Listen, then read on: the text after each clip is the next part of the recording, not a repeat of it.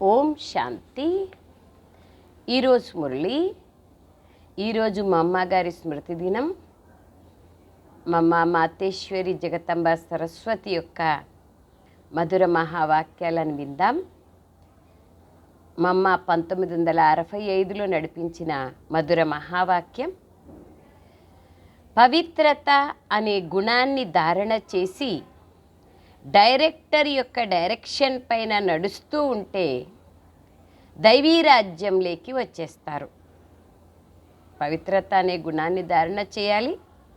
బాబా యొక్క డైరెక్షన్ పైన నడుస్తూ ఉంటే దైవీ రాజ్యంలోకి వచ్చేస్తాం. ఆజ్ఞాకారిగా బాబా యొక్క డైరెక్షన్ పైన మనం నడుస్తూ ఉంటే దైవీ రాజ్యంలోకి వచ్చేస్తారు. ఉదయం క్లాస్లో వినిపించేందుకు జగతంబ యొక్క మధుర మహావాక్యాలు. ఓం శాంతి. ఈ ప్రపంచాన్ని నాటకమని కూడా అంటారు. డ్రామా అనండి, నాటకం అనండి, ఆట అనండి, ఏదన్నా విషయమైతే ఒకటి. నాటకం ఒక కథలాగా ఉంటుంది. అందులో చాలా అంతర్భాగాలను మధ్యలో చూపిస్తూ ఉంటారు. కానీ కథ అయితే ఒకటే ఉంటుంది. ఇదే విధంగా ఇది అనంతమైన డ్రామా. దీన్ని నాటకమని కూడా అంటారు. ఇందులో మనమందరం పాత్రధారులం. ఇప్పుడు మనము పాత్రధారులమైనప్పుడు ఈ నాటకం గురించి పూర్తి తెలిసి ఉండాలి కదా.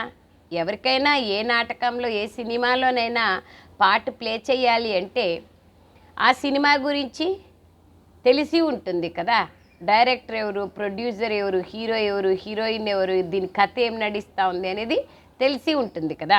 అదే బాబా అంటున్నారు, మనము కూడా ఈ నాటకంలో పాత్రధారులు అయినప్పుడు ఈ నాటకం గురించి తెలిసి ఉండాలి కదా. ఆది మధ్యాంతం ఏ కథతో ఇది ప్రారంభమవుతుంది, మన పాత్ర ఎక్కడి నుండి ప్రారంభమవుతుంది, ఎక్కడ పూర్తి అవుతుంది, అందులో ఎప్పటికప్పుడు ఏ పాత్రధారులకు ఎలాంటి పాత్ర ఉంటుంది, ఈ నాటకానికి డైరెక్టర్ క్రియేటర్ ఎవరు, నాటకంలోని హీరో హీరోయిన్ల పాత్ర ఎవరిది, ఈ విషయాలన్నీ గురించి జ్ఞానం ఉండడం అవసరం. మనం ఏ నాటకంలో పాత్ర ప్లే చేస్తున్నామో ఆ నాటకంలో గురించి ఇవన్నీ విషయాలు అవసరం, గుర్తుండాలి, తెలుసుకోవాలి కూడా. ఊరికే నాటకమని అన్నంత మాత్రాన పని జరగదు కదా. నాటకమని అన్నప్పుడు ఆ నాటకంలో మనం పాత్రధారులం కూడా. డ్రామాలోని పాత్రధారిని ఎవరినైనా మనము డ్రామాలోని కథ ఏమి, ఎక్కడి నుండి మొదలైంది, ఎక్కడ పూర్తి అయింది అని అడిగినప్పుడు ఏమో నాకు తెలీదు, కథ చెప్తే దాన్నేమంట, ఏమో నాకు తెలీదు అని చెప్తే దాన్ని ఏమంటారు?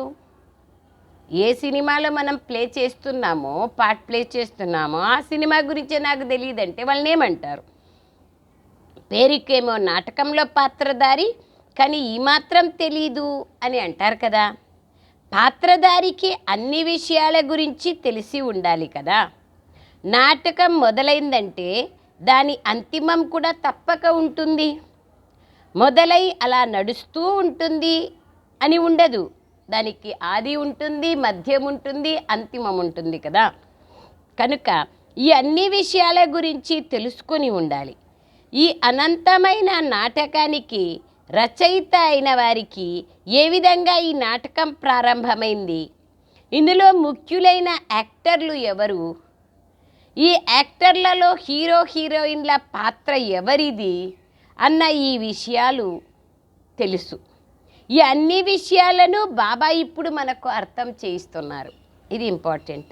ప్రపంచంలో అవునప్ప ఇదంతా నాటకమప్ప, నాటకంలో మనం 2 రోజులు చేస్తాం వెళ్ళిపోతాం అని చెప్పేస్తారు. కానీ బాబా ఏమంటున్నారు చూడండి, నాటకం సరే, కానీ దాని గురించి తెలుసుకోలేదు, పాత్రధారులై ఉండి అంటే వేస్ట్ కదా. సో బాబా చెప్తున్నారు, మమ్మ ప్రతిరోజు క్లాసుకు వచ్చి వినేవారు అన్ని విషయాల జ్ఞానాన్ని అర్థం చేసుకుంటారు. రోజు 7 days కోర్సులోనే సృష్టి చక్రం యొక్క నాటకం యొక్క చిత్రాన్ని చూపిస్తాం కదా. ఇంకా దాని గురించి ప్రతిరోజు డీటెయిల్డ్గా బాబా మనకు చెప్తూ ఉంటారు. దీని మొదట డైరెక్టర్ మరియు క్రియేటర్ ఎవరన్నది వారికి తెలుసు.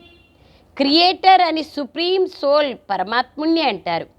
కానీ ఇందులో వారు కూడా యాక్టరే. వారి యాక్టింగ్ ఎటువంటిది? క్రియేటర్ ఎవరు, దీన్ని ఎవరు రచించినారు, ఆయన ఎప్పుడు వచ్చి యాక్ట్ చేస్తారు? అక్కడ క్రియేటర్ వచ్చి యాక్ట్ చేసేది ఉండదు, నిర్మాతలు. ఇక్కడ నిర్మాత తండ్రి వచ్చి యాక్ట్ చేస్తారు. కానీ వారి యాక్టింగ్ ఎటువంటిది? దర్శకత్వానిది. వారు ఒకేసారి వచ్చి యాక్టర్గా అవుతారు. ఇప్పుడు డైరెక్టర్గా అయ్యి యాక్ట్ చేస్తున్నారు. ఈ నాటక ప్రారంభాన్ని నేను చెప్తాను అని బాబా అంటున్నారు. ఎలా చెప్తారు? కొత్త ప్రపంచం అని పిలువబడే పావన సత్యుగ ప్రపంచమును, ఆ కొత్త ప్రపంచమును నేనే నిర్మిస్తాను అని బాబా అంటున్నారు. ఇప్పుడు మీరందరూ ఎవరైతే పవిత్రతను ధారణ చేసి డైరెక్టర్ యొక్క డైరెక్షన్ పైన నడుస్తున్నారో ఆ యాక్టర్లందరూ ఇప్పుడు పవిత్రంగా అవుతున్నారు. మరలా ఈ యాక్టర్ల ద్వారా అనేక జన్మల చక్రంలో తిరగాలి. ఇప్పుడు పవిత్రంగా అయిన మనుష్యులు తర్వాత జన్మలో దైవీ రాజ్యంలోకి వెళ్తారు అని బాబాయే అర్థం చేస్తున్నారు. ఆ రాజ్యం 2 యుగాలుగా సూర్యవంశం చంద్రవంశీయులుగా నడుస్తుంది. మళ్ళా ఆ సూర్యవంశీ చంద్రవంశీ యాక్టర్ల పాత్ర ఎప్పుడైతే పూర్తి అయిపోతుందో అప్పుడు కాస్త కిందికి దిగుతారు, వామ మార్గంలోకి వస్తారు. తర్వాత ఇతర ధర్మాల టర్న్ వస్తుంది. ఇబ్రహీం, బుద్ధుడు, క్రీస్తు లాంటి ధర్మస్థాపకులు నంబర్ వారుగా వచ్చి తమ ధర్మస్థాపనను చేస్తారు. అందరూ ఈ నాటకంలో ఫస్ట్ ప్రారంభమైనప్పుడు ఎట్లుంటుంది, పవిత్రమైన ప్రపంచం ఎట్లా ఉంటుంది, ఆ తర్వాత వామ మార్గంలోకి ఎట్లా వెళ్తారు, ఆ తర్వాత అనేక ధర్మస్థులు వచ్చి తమ ధర్మాన్ని ఎట్లా స్థాపన చేస్తారు, ఇదంతా బాబా మనకి ప్రతిరోజు చెప్తున్నారు. మరి నాటకంలోని కథ ఎక్కడి నుండి మొదలైందో ఎక్కడ పూర్తి అవుతుందో చూడండి. దాని మధ్యలో వేరువేరే అంతర్భాగాలు ఎలా నడుస్తాయి అన్న ఈ వృత్తాంతమంతా బాబా కూర్చొని అర్థం చేయిస్తున్నారు. ఇప్పుడు ఈ నాటకం పూర్తి అయ్యేది ఉంది, దగ్గరలోనే పూర్తి అయిపోతుంది. ఆ నాటకం అయితే 3 గంటల్లో పూర్తి అయిపోతుంది. కానీ ఈ నాటకం పూర్తి కావడానికి 5000 సంవత్సరాలు పడుతుంది. అందులో ఇప్పుడు కొన్ని సంవత్సరాలే మిగిలి ఉన్నాయి, కొన్నిలో కూడా కొన్ని. అందుకు ఇప్పుడు ఏర్పాట్లు జరుగుతున్నాయి. ఇప్పుడు ఈ నాటకం పూర్తి అయిన తర్వాత మళ్ళీ అది రిపీట్ అవుతుంది. కనుక ఈ మొత్తం వృత్తాంతమంతా బుద్ధిలో ఉండాలి. దీనినే జ్ఞానము అని అంటారు. చూడండి, ఇప్పుడు బాబా వచ్చి కొత్త భారతదేశాన్ని, కొత్త ప్రపంచాన్ని తయారు చేస్తున్నారు. భారతదేశం కొత్తగా ఉన్నప్పుడు ఇంత పెద్ద ప్రపంచంగా ఉండదు.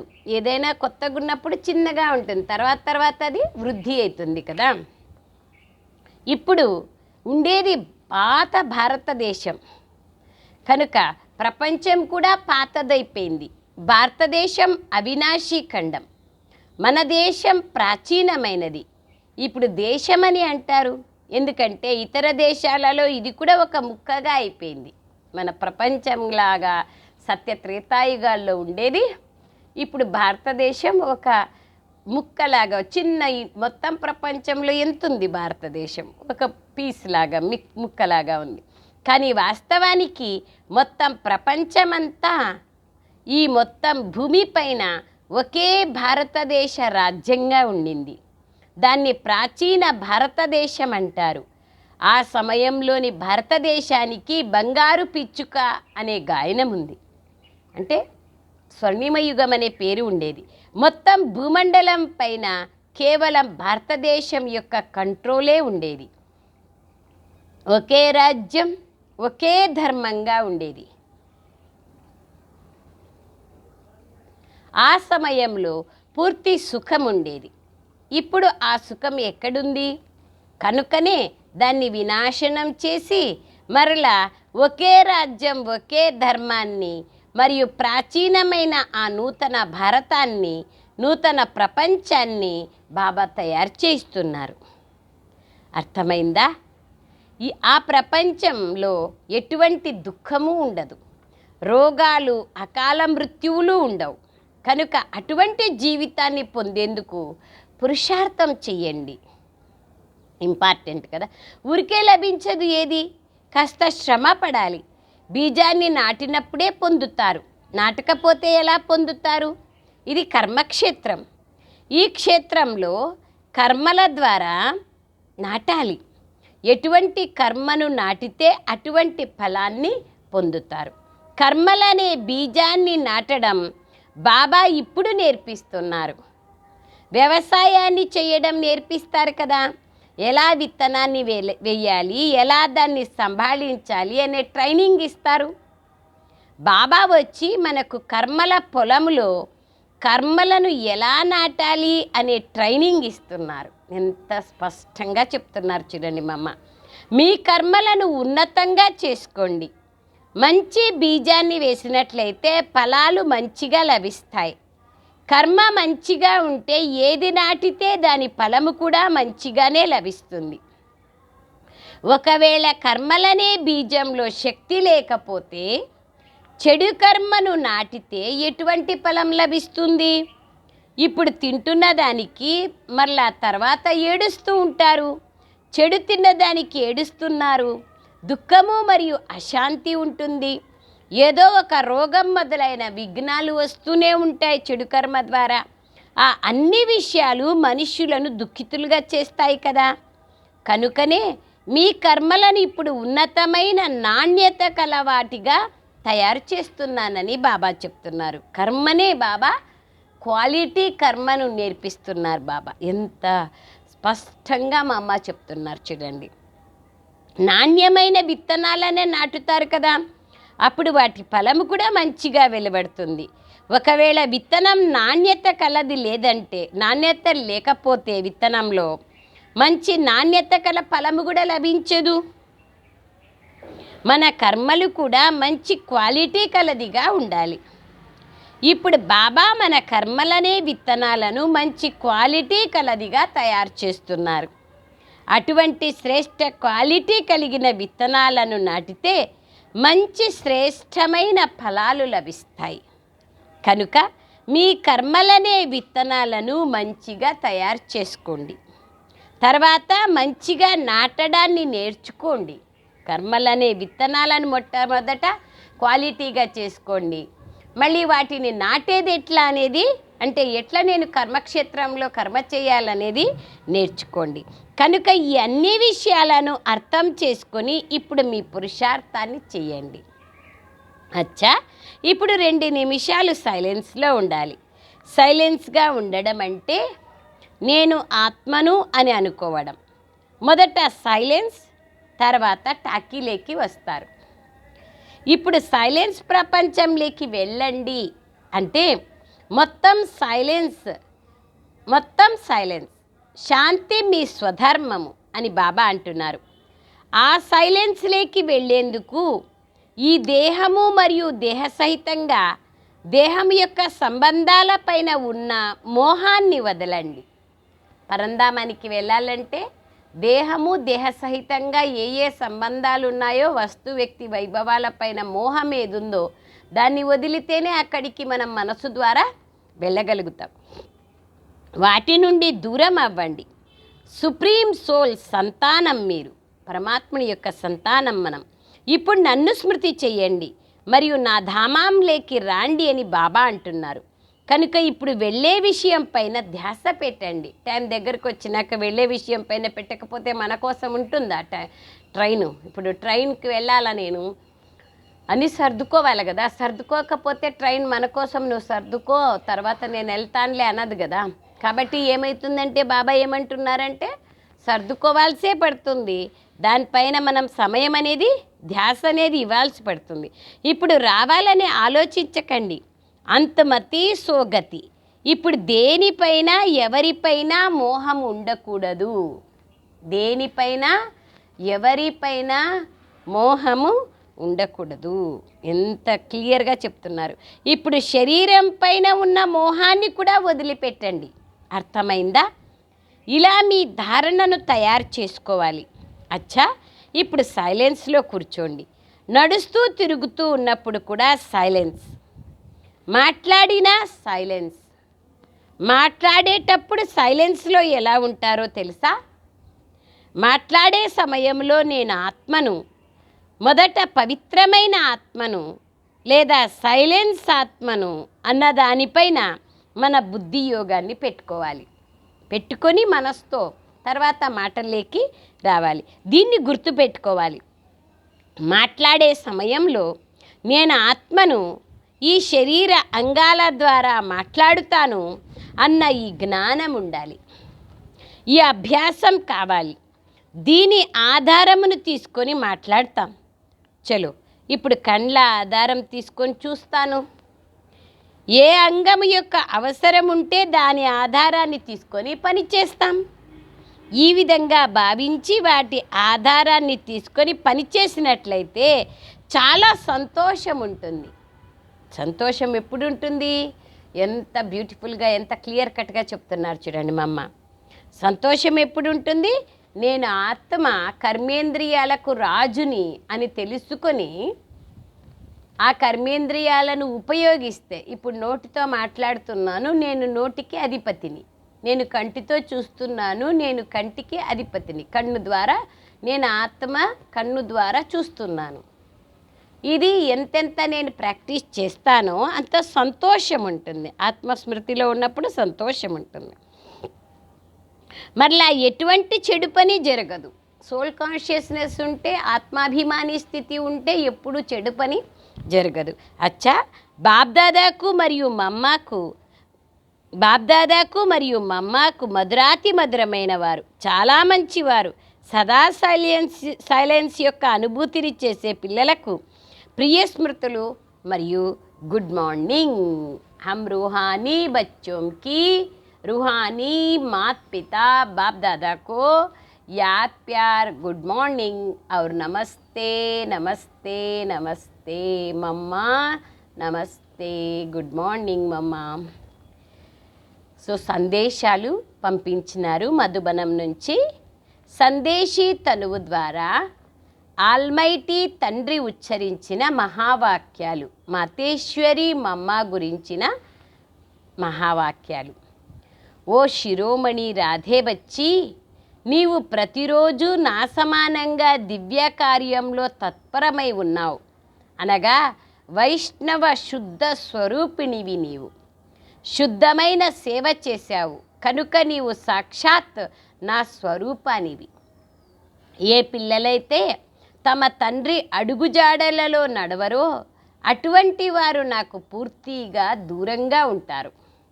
ఎందుకంటే సంతానం అంటే తప్పకుండా తండ్రి సమానంగా ఉండాలి. ఈ పద్ధతి ఇప్పుడు స్థాపన అవుతోంది. ఈ పద్ధతి ఎవరు సంతానం అంటే తండ్రి సమానంగా ఉండడం. ఇదే పద్ధతిని మళ్ళీ మనం సత్యుగంలో కూడా ఆ విధంగానే పద్ధతి ప్రకారంగా తండ్రి సమానంగా ఉంటాం. ప్రపంచంలో లేదా పద్ధతి, ఇక్కడ పద్ధతి స్థాపన చేస్తున్నారు. ఇది సత్య త్రేతాయుగాల వరకు నడుస్తుంది. అక్కడ తండ్రి వలె కొడుకుంటాడు. కానీ ద్వాపర కలియుగాలలో తండ్రి వలె సంతానం ఉండరు. ఇప్పుడు పిల్లలు బాబా సమానంగా అయ్యేందుకు పరిశ్రమ చేయాల్సి వస్తుంది. కానీ అక్కడ న్యాచురల్గానే తండ్రి వలె సంతానం ఉండే పద్ధతి ఉంటుంది. సత్యత్రేతాయుగాలు ఈ అనాది పద్ధతిని ఈ సంగమ యుగంలో సమయంలో ఈశ్వరుడైన తండ్రి ప్రత్యక్షమై స్థాపన చేస్తున్నారు. ఈ విషయాలన్నింటినీ ఈశ్వరుడైన బాబానే వచ్చి స్థాపన చేస్తున్నారు. రెండవ సందేశం, మధురమైన తోటమాలికి మధురమైన తీయని దివ్య పురుషార్థి వచ్చి, ఇప్పుడు నీవు ఎంతో రమణీకంగా మధురంగా అవ్వాలి మరియు తయారు చేయాలి. ఇప్పుడు విశ్వరాజ్యం యొక్క తాళమి చెవిని క్షణంలో ప్రాప్తి చేసుకోవడం మరియు చేయించడం నీ చేతిలోనే ఉంది. చూడు, ఆల్మైటీ ప్రతి జీవికి ప్రాణికి యజమాని. ఎప్పుడైతే వారు ప్రాక్టికల్గా ఈ కర్మక్షేత్రంలోకి వస్తారో అప్పుడు సృష్టి మొత్తం హ్యాపీ హౌస్గా అయిపోతుంది. బాబా సర్వగుణాల సాగర్లు ఈ సృష్టిలోకి వచ్చినప్పుడు తప్పకుండా ఈ సృష్టి ఆ విధంగా మారిపోతుంది కదా. ఈ సమయంలో జీవప్రాణుల యజమానే అవ్యక్త రీతిలో సృష్టిని నడిపిస్తున్నారు. కానీ ఎప్పుడైతే వారు ప్రత్యక్ష రూపంలో దేహదారిగా ఈ యజమాని తత్వంతో కర్మక్షేత్రంలోకి వస్తారో అప్పుడు సత్యత్రేతాయుగ సమయంలో సమస్త జీవకోటి సంతోషంగా ఉంటుంది. అక్కడ సత్యమైన దర్బార్ తెరిచి ఉంటుంది. ఎవరైతే ఈశ్వరీయ సుఖాన్ని పొందేందుకు పురుషార్థం చేశారో వారికి అక్కడ సదాకాలిక సుఖం ప్రాప్తిస్తుంది. ఇక్కడ పురుషార్థం చేసిన వాళ్ళకే అక్కడ సుఖం ప్రాప్తిస్తుంది. ఈ సమయంలో సమస్త జీవకోటికి సుఖం యొక్క దానం లభించదు. ఎందుకు అంటే ఎవరైతే బాబా పిల్లలైతారో వాళ్ళకే లభిస్తుంది. అందులోనూ బాబాను తెలుసుకున్న వారికే లభిస్తుంది. పురుషార్థమే ప్రాలబ్ధాన్ని ఆకర్షిస్తుంది. ఎవరికైతే ఈశ్వరుడితో యోగం ఉంటుందో వారికి ఈశ్వరుని ద్వారా సంపూర్ణ సుఖము దానం రూపంలో లభిస్తుంది. 3వ సందేశం, ఓహో నీ ఈశ్వరీయ శక్తి యొక్క రంగును చూపించి అసుర ప్రపంచ వినాశనం చేసి దైవీ ప్రపంచ స్థాపనను చేసే శివశక్తివి నీవు. మా అమ్మతో బాబా మాట్లాడుతున్నారు. నీ తర్వాత ఇతర శక్తులందరి మహిమ వెలువడుతుంది. ఇప్పుడు ఆ శక్తి నీలో నిండుతోంది. నీవు సదా నీ ఈశ్వరీయ బలము మరియు ఆత్మికత అనే హోదాలో ఉండు. అప్పుడు సదా అపారమైన సంతోషం కలుగుతుంది. నిత్య హర్షిత ముఖము ఉండాలి. నేనెవరిని, ఎవరికి చెందిన దానిని, నేనెంత సౌభాగ్యశాలిని, ఎంత పెద్ద పదవి లభిస్తుంది అన్న నశాలో ఉండాలి. నేనెవరిని, నేనెవరికి చెందిన దానిని, నేనెంత సౌభాగ్యశాలిని, ఎంతటి పెద్ద పదవి లభిస్తుంది అనే నశాలో ఉండాలి. ముందుగా స్వయం యొక్క స్వరాజ్యాన్ని పొందుతావు. తర్వాత సత్యుగంలో యువరాజుగా అవుతావు. మరి ఎంత బాబా అంటున్నారు, మరి ఎంత నశ ఉండాలి, నశాలో ఉండాలి కదా. ముందుగా స్వయం యొక్క స్వరాజ్యాన్ని పొందుతావు. ఆ తర్వాత సత్యుగంలో యువరాజుగా అవుతావు. మరి ఎంత నశ ఉండాలి. నీ ఈ భాగ్యాన్ని చూసుకొని సంతోషంలో ఉండు. నీ అదృష్టాన్ని చూసుకో, దానితో ఎంతో లాటరీ లభిస్తుంది. ఓహో నీదెంత శ్రేష్టమైన అదృష్టం. ఈ అదృష్టంతో వైకుంఠం యొక్క లాటరీ లభిస్తుంది. అర్థమైందా? లక్కీయెస్ట్ దైవీ పుష్పమైన బచ్చి, అర్థమైందా? 4వ సందేశం, ఈ సుందరమైన సంగమ యుగంలో స్వయంగా నిరాకార పరమాత్మ సాకారంలోకి వచ్చి ఈ ఈశ్వరీయ ఫ్యాక్టరీని తెరిచినారు. ఇక్కడ ఈ ఫ్యాక్టరీలో ఏం జరుగుతుంది? ఏ మనిషి అయినా తమలోని వినాశీ వికారీతనాన్నిచ్చి అవినాశీ జ్ఞానరత్నాలను తీసుకెళ్ళచ్చు. ఈ ఫ్యాక్టరీలో ఈ అవినాశీ జ్ఞానరత్నాల కొనుగోలు అతి సూక్ష్మమైనది. దీనిని బుద్ధితో కొనుగోలు చేయాల్సి ఉంటుంది. ఇదేమీ స్థూలమైన వస్తువు కాదు. ఇది ఈ కళ్ళకు కనిపించేది కాదు. ఇది అతి సూక్ష్మమైనది, గుప్తమైనది, కనిపించనిది. కనుక దీనిని ఎవ్వరూ దొంగలించలేరు. అవినాశీ జ్ఞానరత్నాలను ఎవరు తీసుకుంటారు? ఎంత ఇస్తామో అంతంగా పెరుగుతూనే ఉంటుంది. ఇంతటి సర్వోత్తమ జ్ఞాన ఖజానా ప్రాప్తించడం ద్వారా అతి నిస్సంకల్ప సుఖదాయక స్థితి ఏర్పడుతుంది. ఈ అవినాశీ జ్ఞాన రత్నాల కొనుగోలును చేయనంత వరకు నిశ్చింతగా, చింతాముక్తులుగా, నిస్సంకల్పంగా కాలేరు. జ్ఞానము ద్వారానే నిశ్చింతగా, చింతాముక్తులుగా, నిస్సంకల్పంగా కాగలం. విన్న జ్ఞానాన్ని ధారణ చేసినప్పుడు ఆటోమేటిక్గా ఆ విధమైన స్థితి ఏర్పడుతుంది. కావున ఈ అవినాశీ జ్ఞానరత్నాల సంపాదనను చేసుకొని మీ బుద్ధి అనే లాకర్లో ధారణ చేసుకొని నిత్యం నిశ్చింతగా ఉండండి. వినాశీ ధనంలో అయితే దుఃఖము ఇమిడి ఉంటుంది. అవినాశీ జ్ఞాన ధనములో సుఖము ఇమిడి ఉంటుంది.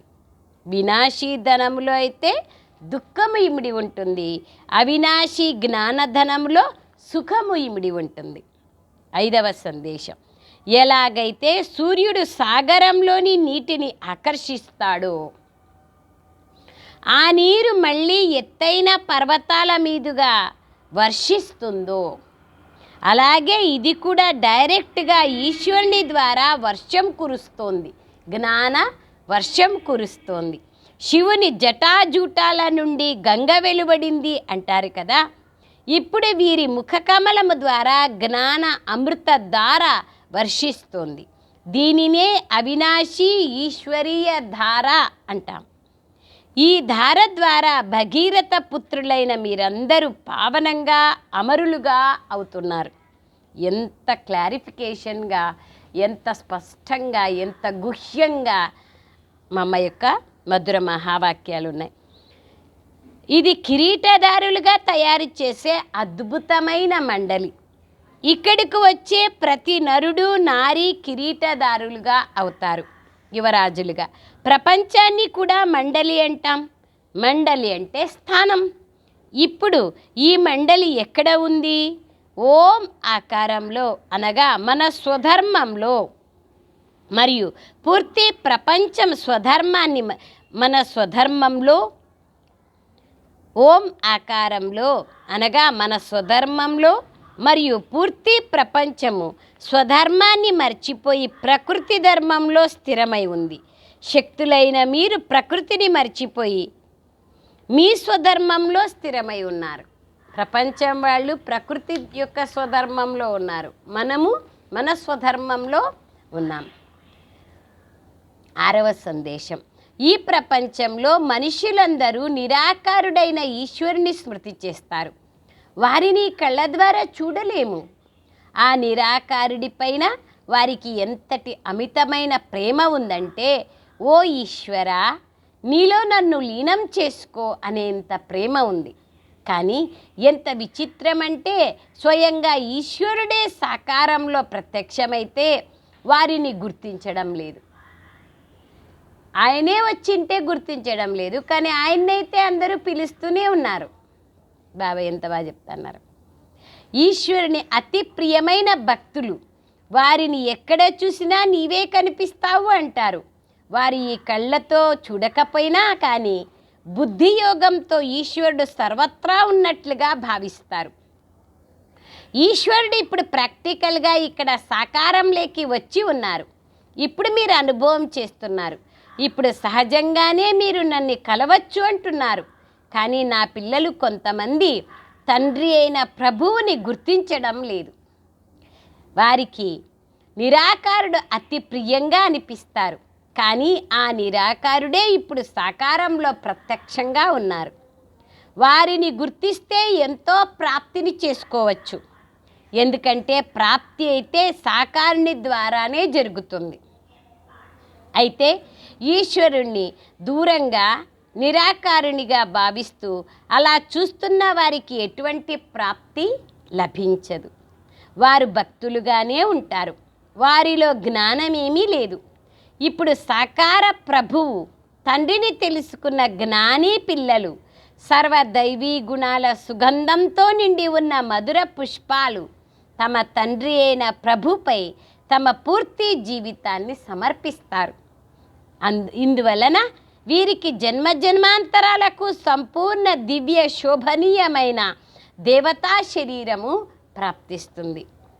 7వ సందేశం, స్వయం గురించి తెలుసుకున్న కారణంగా మీకు తప్పు ఒప్పు, సత్యము అసత్యం యొక్క పరిశీలన వచ్చింది. ఈ ఈశ్వరీయ జ్ఞానంతో వాక్కు సత్యంగా ఉంటుంది. దీని వలన సాంగత్య దోషం ఉండదు. అజ్ఞానానికి వశమై ఉన్న వారిపై సాంగత్య దోషము యొక్క ఛాయ పడుతుంది. అజ్ఞానానికి వశమైతే సాంగత్యం యొక్క ఛాయ నీడ పడుతుంది. ఇది నిజానికి కాలం కాదు. అందుకే ఎవరైనా మాట ఇస్తే మాటను నమ్మకుండా వారితో వ్రాతపూర్వకంగా వ్రాయించుకుంటున్నారు. ఎందుకంటే మాట చెప్తే మాట పైన నిలబడరు, నేనేడ చెప్పినా అంటారు. అందుకోసమే రాపించుకోవాల్సి పడుతుంది. మనుషుల మాట అసత్యంగా ఉంటుంది. ఒకవేళ సత్యత ఉంటే వారి మహావాక్యాలకు పూజ జరుగుతుంది. చూడండి, డివైన్ ఫాదర్ బాబా యొక్క సత్యమైన మహావాక్యాల యొక్క శాస్త్రమే తయారైంది. దాని గాయనము మరియు పూజ జరుగుతుంది. వారి సత్యమైన మహావాక్యాలను ధారణ చేయడం వలన ఈశ్వరీయ క్వాలిటీ వస్తుంది. అంతేకాదు, కొందరైతే చదువుతూ శ్రీకృష్ణుడు బ్రహ్మ యొక్క సాక్షాత్కారాన్ని కూడా పొందుతున్నారు. అనేక మందికి అయింది కదా ఆ టైంలో. సాక్షాత్కారాల ద్వారానే బాబా పిల్లల యొక్క సత్యుగం యొక్క స్థాపన మరియు పిల్లలలో నమ్మకాన్ని కలిగింపచేస్తున్నారు. ఇంకొక సందేశం, ఓహో పవిత్ర హృదయ కమలము, పవిత్ర హస్త కమలము, పవిత్ర నయన కమలము అయిన బేటీ రాధే, నీ పూర్తి కాయం అనగా శరీరం మారిపోయి కమల పుష్ప సమానంగా కంచనంగా తయారవుతోంది. కానీ ముందుగా ఆత్మ కంచనంగా అయితేనే తనువు కంచనంగా పవిత్రంగా అవుతుంది. ఆ హోలీ కోమల తనువులోనే అతి ఆకర్షణ నిండి ఉంటుంది. నీవు నీ తండ్రి అయిన పరమేశ్వరుడి వద్ద అజ్ఞాన దాహాన్ని తీర్చుకొని జ్ఞాన తేజస్సుని వెలిగించి అతి శీతలారూపిణిగా అయ్యావు. ఎంత స్పష్టంగా, ఎంత వాల్యుబుల్గా చెప్తున్నారు గుహ్య రహస్యంగా. స్వయం శీతల స్వరూపంగా అయి నీ తోటి వారికి కూడా ఇటువంటి సత్యమైన శీతలతను దానం చేసేందుకు ఈ సుందరమైన సంగమ సమయంలో నీవు నిమిత్తమయ్యావు.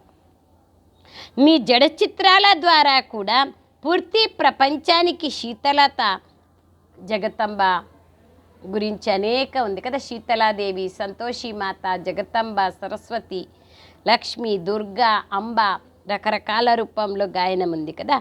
ఇప్పటికీ కూడా జడ చిత్రాల ద్వారా శీతలత మరియు శాంతి దానం లభిస్తోంది. ఇప్పుడు నీవు పూర్తిగా సృష్టికి ముక్తినిచ్చి అంతిమంలో నీ దివ్య తేజస్సుని చూపించి కొత్త వైకుంఠంలో స్వర్ణిమ పూల తోటలోకి వెళ్ళి విశ్రాంతి తీసుకుంటావు. అచ్చా, అప్పుడే మనం చెప్పినాం కదా, యాద్ ప్యార్తో వరదానం. బాబా అన్న పదము రూపీ తాళమి చెవి ద్వారా సర్వ ఖజానాలను ప్రాప్తి చేసుకునే భాగ్యవాన్ ఆత్మలుగా కండి. వివరణ: జ్ఞాన విస్తారమును కొంచెము కూడా తెలుసుకోలేకపోయినా, వినిపించలేకపోయినా, వినిపించలేదు, ఎక్కువ జ్ఞానం నాకు రాదు, బాబా అన్న ఒక్క మాటను హృదయపూర్వకంగా ఒప్పుకోవడం మరియు మనస్ఫూర్తిగా ఇతరులకు వినిపించడం చేసినట్లయితే విశేషాత్మగా అయిపోతారు. ప్రపంచం ముందు మహానాత్మ స్వరూపంలో గాయన యోగ్యంగా అయిపోతారు. ఎందుకంటే బాబా అన్న ఒక్క పదం సర్వ ఖజానాలు మరియు భాగ్యానికి తాళమిచ్చేవి లాంటిది. తాళమును ఉపయోగించేందుకు విధి హృదయపూర్వకంగా బాబాను తెలుసుకోవడం మరియు ఒప్పుకోవడం. హృదయపూర్వకంగా బాబా అని అన్నట్లయితే సర్వ ఖజానాలు సదా హాజరైపోతాయి. బాబా అన్న శబ్దంలో అంత అర్థం, అంత రహస్యం దాగి ఉంది. స్లోగన్: బాబ్దాదాపై స్నేహం ఉన్నట్లయితే స్నేహంలో పాత ప్రపంచం అంతటిని బలిహారం చేసేయండి. నిజంగానే స్నేహం ఉంటే బాబా పైన ఈ పాత ప్రపంచాన్ని అంతటినీ మర్చిపోండి. అవ్యక్త ఇషారా 24వ తేదీ. మీరు సుఖాన్ని చూసే, సుఖాన్ని ఇచ్చే సుఖదాత పిల్లలు, సుఖస్వరూపులు. అప్పుడప్పుడు సుఖమనే ఊయలలో ఊగండి, అప్పుడప్పుడు ప్రేమ అనే ఊయలలో ఊగండి, అప్పుడప్పుడు శాంతి అనే ఊయలలో ఊగండి. ఇలా అన్ని గుణాల ఊయలలో ఊగుతూనే ఉండండి. కింద మట్టిలో కాలు పెట్టకండి. అప్పుడు ఆనందంగా ఉంటారు కదా. సంతోషం అనే ఊయల్లో ఊగుతూ ఉంటే. అచ్చా, ఓం శాంతి. థ్యాంక్ యూ బాబా, థ్యాంక్ యూ.